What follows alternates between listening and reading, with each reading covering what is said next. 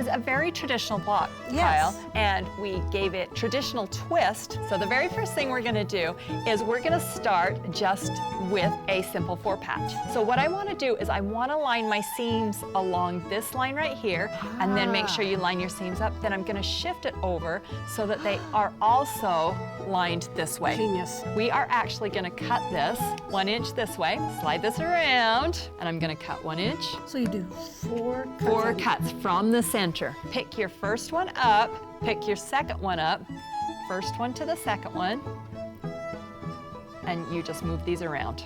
Oh, Clockwise, right? okay. Do you see your block come together? Yes. Look at that. All right. So we would just continue this on, sew this together. That's all you do. I mean, this Way is to a go. Dateline show. Sew this all together. That's it? That's it.